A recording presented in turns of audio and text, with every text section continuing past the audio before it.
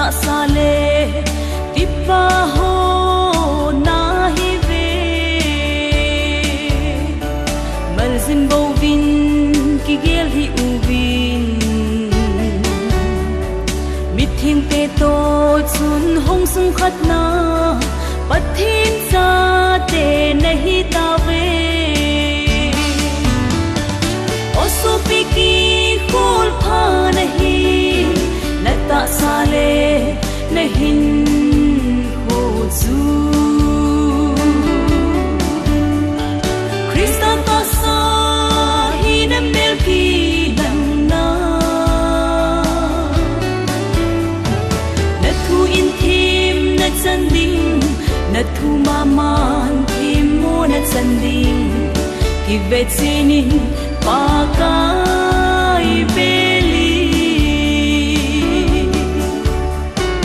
pakai zin a ma banga thinga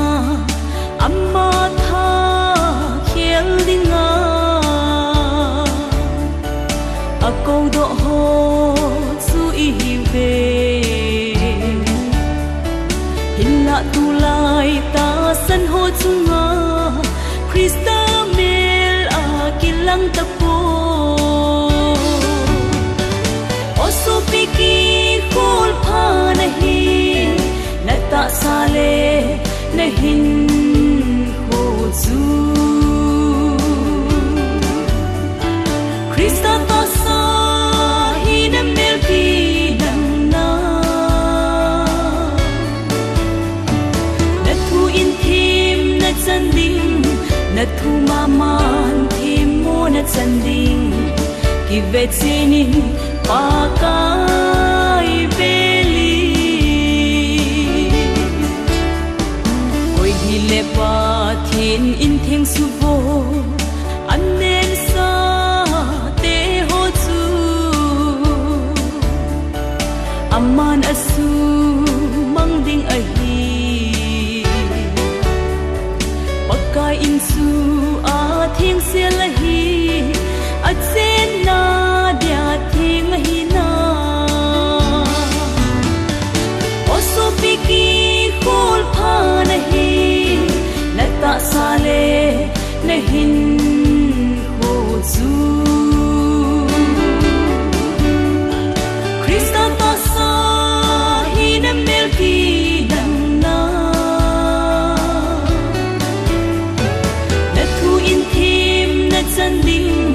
na thu ma man thim mo na chan ding ki ve chinin pa kai beli tu lai ta san cha te I vet te amel put bo so da Krista alung thai thei na dem allen aneu kham thei a bo lui lung thim ngai to na di ta lo o so piki khol pha nahi na ta sa le nahin ho zu Krista ta sa hi na mel pi lang na na thu in thim na chan ding na thu ma man thim mo na chan ding ki ve chinin pa ka